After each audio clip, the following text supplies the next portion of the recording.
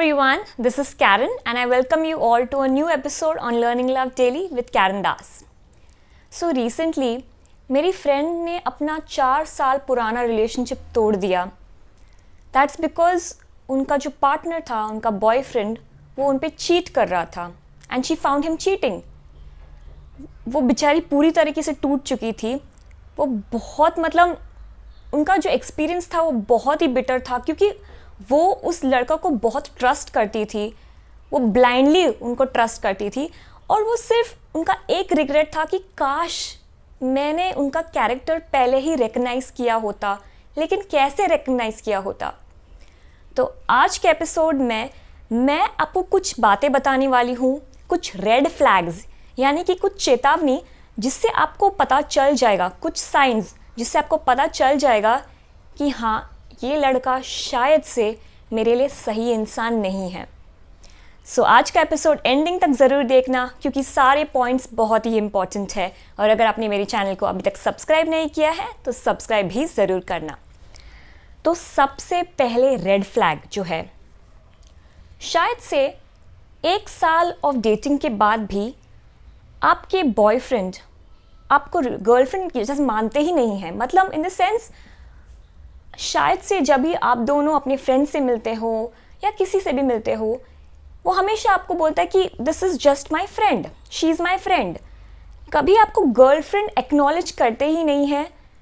Now we don't know the reason. शायद से वो शाय फील कर रहे हैं, शायद से वो बहुत सीक्रेटिव बन रहे हैं अपने रिलेशनशिप को लेकर, या शायद से वो ज़्यादा टाइम तक आपके साथ रहना नहीं चाहते हैं रिलेशनशिप में. तो maybe he does not want to label the relationship. लेकिन व्हाट इज़ द गारंटी कि आगे जाके भी वो लेबल करेगा या नहीं? 1 साल ठीक है, 2 साल, 3 साल, 4 साल के बाद भी वो लेबल नहीं करता है, 4 साल के बाद भी आपको गर्लफ्रेंड एक्नॉलेज नहीं करता है दूसरों के सामने, that means something is wrong ना. तो that is a big sign कि शायद से आप गलत इंसान को डेट कर रहे हो. दूसरा सबसे बड़ा रेड साइन या फिर रेड फ्लैग जो है, दैट इज़ वो कभी कुछ इनिशिएट करता ही नहीं है. मतलब जो भी आप दोनों का डेट्स है, जो भी आप हमेशा मिलते हो, प्लान्स करते रहते हो, वो आप ही करते रहते हो. वो कभी कुछ प्लानिंग करता ही नहीं है.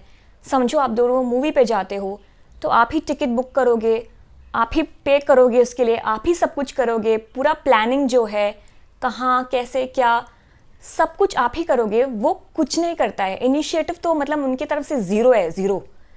तो अगर ये हो रहा है then it's a sign that contribution तो उनकी तरफ से ज़ीरो है ही, लेकिन he is not seeming interested in continuing the relationship for too long. तो ऐसे लड़के से बच के रहना क्योंकि आगे जाके शायद से आपको प्रॉब्लम हो सकता है आपके रिलेशनशिप में ऐसे लड़के के साथ. अनदर थिंग इज़, शायद से वो आपको जब भी आप उनको मैसेज करते हो वो टाइम पे कभी रिप्लाई करता ही नहीं है, या फिर करता भी है तो बराबर से रिप्लाईज देता नहीं है. शायद एक टाइम पे रिलेशनशिप में वो अच्छे से स्वीटली रिप्लाईज देगा, आपको फ़ोन कॉल करेगा, सब करेगा, लेकिन एक टाइम के बाद आप देखते हो कि वो करता ही नहीं है. ना ही मैसेजेस करता है, ना ही आपके मैसेज का रिप्लाई टाइम पे करता है. तो कुछ तो गड़बड़ है रिलेशनशिप में. आगे जाके अगर आप ये ड्रैग करोगे तो प्रॉब्लम हो सकती है आपके लिए. अनदर थिंग इज़ कि वो कभी कॉम्प्रोमाइज़ करते ही नहीं है. उनके लिए इट्स ऑलवेज माई वे और द हाई वे. कॉम्प्रोमाइज़ हमेशा गर्ल को करना है, वो कभी नहीं करेंगे. So let's say for example, आप शायद से बाहर जाना चाहते हो उनके साथ, you want to go to watch movie with him, या कुछ ना कुछ आपका प्लान है और उनको बस घर पे बैठ के क्रिकेट मैच देखना है. ठीक है, आपने एक बार कॉम्प्रोमाइज़ कर लिया, ठीक है, कोई बात नहीं. लेकिन बार बार आप ही कॉम्प्रोमाइज़ करते रहते हो. समझो उनको अपने फ्रेंड के शादी पे जाना है और आपका मूड नहीं है शायद से उस दिन, लेकिन वो आपको ड्रैग करेगा कि चलो आपको मेरे साथ चलना होगा. It's not fair, right? Equal होना चाहिए ना रिलेशनशिप में. लेकिन आप देखते हो कि ये हो नहीं रहा है. बार बार आप सिर्फ उनकी बातें मानते रहते हो, जो कॉम्प्रोमाइज़ तो वो बिल्कुल भी नहीं करते हैं. एंड समझो कि ही is not even taking interest, he is not even willing कि हाँ ठीक है, एक बार मैं उनकी बात सुन लेता हूँ, लड़की की बात सुन लेता हूँ. नहीं, बार बार वो ही मतलब अपने ही मनमानी करता रहता है, then it is a sign कि शायद आगे जाके भी ये ऐसे ही करते रहेगा and may be relationship will not work out in the future. So it is better कि ऐसे केसेस में आप पहले ही कॉन्फ्रंटेशन कर लो. ऑल्सो ऐसा हो सकता है that he does not want to hang out with your friends. मतलब जब भी आप बोलते हो कि चलो मेरे फ्रेंड्स से मिलते हैं, वो कुछ ना कुछ एक्सक्यूज़ करता है, नहीं आज नहीं, कुछ ना कुछ एक्सक्यूज़ करता है. लेकिन जब बारी आती है उनके फ्रेंड्स से मिलने का, वो हमेशा आपको फोर्स करेगा कि नहीं आपको तो मेरे फ्रेंड्स से मिलना ही पड़ेगा. दैट्स नॉट फेयर अगेन कि why is it that you alone have to always compromise.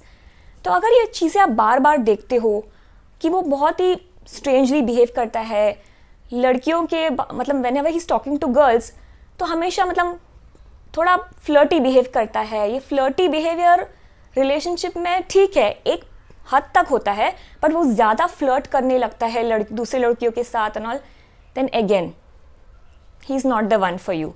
तो आप ये बात पहले ही जान जाओ और इस पे एक्शन ले लो, नहीं तो आगे जाके आपको प्रॉब्लम्स होने वाला है. अब अगर सोचते हो कि समझो आपको ब्रेकअप करनी है, तो आपको कैसे पता लगा कि हाँ दिस इज़ द पॉइंट कि जहाँ मुझे ब्रेकअप करना चाहिए, रिलेशनशिप को एंड करना चाहिए. तो इसके ऊपर मैंने एक अलग वीडियो बनाई है, आप वो वीडियो ज़रूर देखना मेरे चैनल पर. वीडियो का लिंक मैं डिस्क्रिप्शन बॉक्स में डाल दूँगी. So that's it for today. आज का एपिसोड यही ख़त्म करते हैं. वीडियो को लाइक करना, शेयर करना, कमेंट करना. अगर चैनल पे नए हो तो चैनल को सब्सक्राइब भी ज़रूर करना और मुझे फेसबुक और इंस्टाग्राम पे भी फॉलो करना. ओके देन, मिलते हैं बहुत जल्दी एक नए एपिसोड के साथ only on learning love daily with Karen Das. Bye.